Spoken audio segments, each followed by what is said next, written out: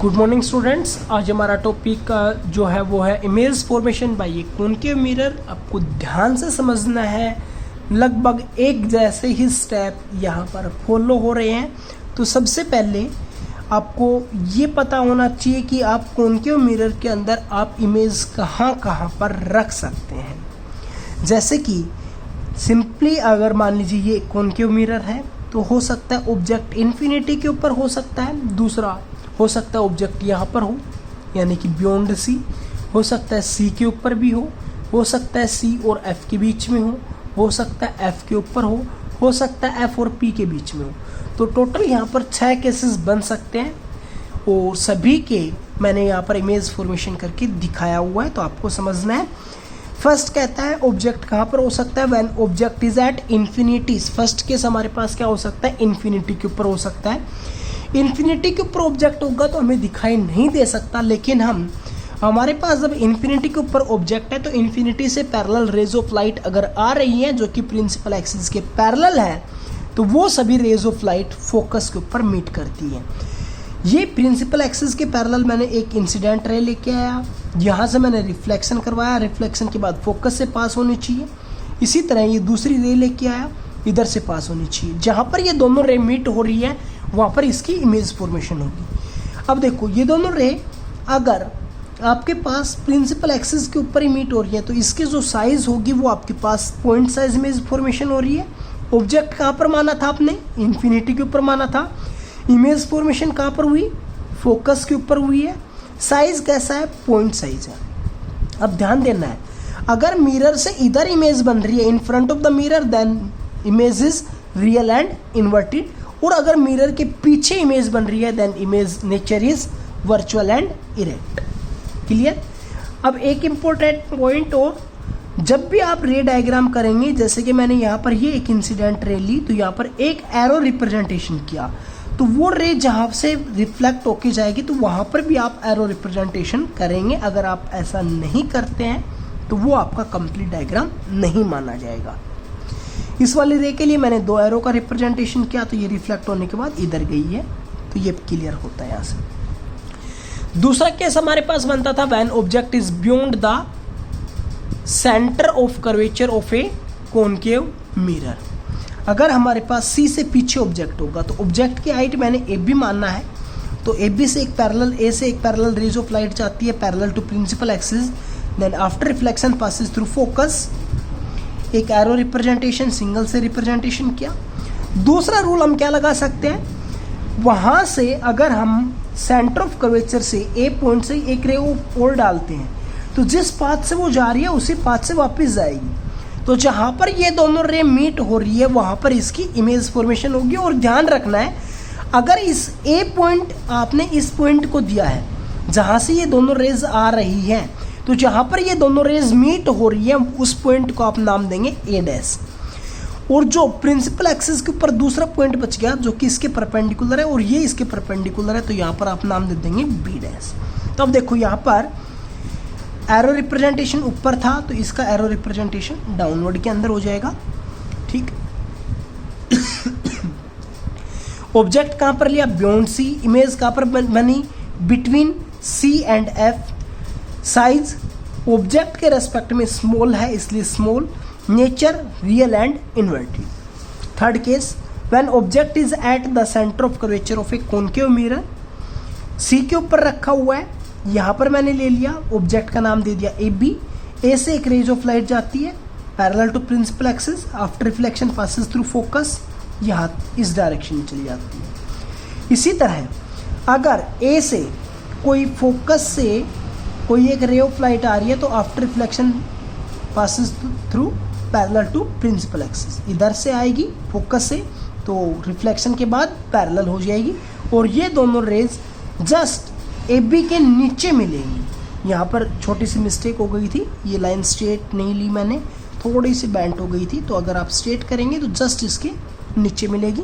तो ये दोनों रेज यहाँ पर मिल रही है और यहाँ पर ए से आ रही थी, तो इस पॉइंट को आप क्या नाम देंगे, ए डैश। ए के ऊपर एरो रिप्रेजेंटेशन था तो ए डैश के ऊपर भी आप एरो रिप्रेजेंटेशन करेंगे। ऑब्जेक्ट सी के ऊपर रखा, इमेज भी सी के ऊपर बनी, साइज सेम होगा यहाँ पर, नेचर रियल एंड इन्वर्टेड होगा। इनका याद करने का तरीका जो है वो मैं आगे बताऊंगा अभी। When object is between C and F, जब आपके पास ऑब्जेक्ट सी और एफ के बीच में हो, जैसे कि सी ये ले लिया और एफ ये ले लिया, इनके बीच में कहीं पर भी, तो ये मैंने ले लिया ऑब्जेक्ट ए बी, एक ray parallel to principal axis after reflection passes through focus, दूसरी मैंने फोकस से ली है तो after reflection parallel to principal axis, और ये दोनों रेज यहाँ पर मीट हो गई तो इस पॉइंट को नाम देंगे ए डैश और इधर हो जाएगा बी डैश। अब देखो इसका जो साइज है ऑब्जेक्ट का, वो इमेज का साइज बड़ा है, ऑब्जेक्ट का साइज छोटा है, तो इमेज कैसे बनेगी, लार्जर बनेगी। कहाँ पर बनेगी, सी से पीछे बन रही है तो बियॉन्ड सी। ऑब्जेक्ट कहाँ पर लिया था, सी और एफ के बीच में। नेचर कैसा है, रिवर्स बन रही है। जहाँ भी रिवर्स इमेज बनेगी यानी कि प्रिंसिपल एक्सिस से डाउनवर्ड बनेगी तो वो ही होती है real and inverted. Next case है हमारे पास, when object is at focus of a concave mirror, concave mirror के फोकस के ऊपर होगा तो क्या होगा, parallel to principal axis after reflection passes through focus, इधर से पास होगी, ठीक है। दूसरा, नॉर्मल ड्रान कर दीजिए ए से सी के ऊपर, इस डायरेक्शन में गया तो इसी डायरेक्शन में वापस आ जाएगा। लेकिन ध्यान देना ये दोनों लाइंस पैरेलल हैं तो ये दोनों लाइंस मिलेंगे कहाँ पर, इन्फिनिटी के ऊपर मिलेंगे। तो ऑब्जेक्ट कहाँ पर रखा, एफ के ऊपर, दोनों मिल कहाँ पर रही है, इन्फिनिटी के ऊपर। जब इन्फिनिटी के ऊपर मिलेंगे तो ऐसे बहुत बड़ा साइज हो जाएगा प्रिंसिपल एक्सिस से नीचे, तो हम क्या लिख सकते हैं, साइज हाईली मैग्नीफाइड। मैग्नीफाइड का वर्ड यूज किया जाएगा, मतलब बहुत बड़ी है, very large. Nature downward to the principal axis, so real and inverted. Last case हमारे पास, when object is between P and F of a concave mirror, P और एफ के बीच में ऑब्जेक्ट रखा, parallel to principal axis after reflection passes through focus, इधर से पास हो जाएगा। सेंटर ऑफ कर्वेचर से ज्वाइन कर दिया, इसी पाथ से वापस चली जाएगी। इधर ये दोनों रेज देखो, इधर सेपरेशन बढ़ती जा रही है, तो क्या ये दोनों रेज इधर मिलेंगी कहीं पर, कहीं पर भी नहीं मिलेंगी। लेकिन अगर हम इनको पीछे लेके जाते हैं तो वो किसी एक पॉइंट से आती हुई नजर आ रही होंगी, और वो उस पॉइंट को हम क्या नाम दे देंगे, ए डैश, और प्रिंसिपल एक्सिस के ऊपर दूसरा पॉइंट बी डैश। तो ये मिरर से पीछे बन रही है, इसलिए कैसी होगी, virtual and erect. Concave mirror एक ही केस के अंदर वर्चुअल और इरेक्ट इमेज बनाता है जब ऑब्जेक्ट एफ और पी के बीच में रखा होता है। ऑब्जेक्ट का साइज ये है, इमेज का साइज ये है, तो क्लियर हो रहा है कि इमेज का साइज बड़ा है, तो इसलिए हम क्या लिखेंगे, लार्जर। किधर बन रही है इमेज, बियॉन्ड मिरर। ऑब्जेक्ट कहाँ पर था, बिटवीन एफ एंड। अब देखो ये वाली जो टेबल है ये आपको समझ में आ जाएगी एक बार अगर आप खुद डायग्राम क्लियर बनाएंगे और एक बार इसको ध्यान से देखेंगे। तो स्टार्टिंग में मैंने बताया था कि ऑब्जेक्ट कहाँ पर हो सकता है, पहली कंडीशन, डायग्राम को एक बार देखना, इन्फिनिटी पे, सी से पीछे, फिर और नज़दीक चलते हैं तो सी पॉइंट आता है, फिर और नज़दीक चलते हैं तो एफ और सी के बीच में पॉइंट आ सकता है हमारे पास, फिर एफ आ सकता है, फिर एफ एंड पी आ सकता है। इन 6 केसेस के ऊपर ही हम ऑब्जेक्ट को रख सकते हैं।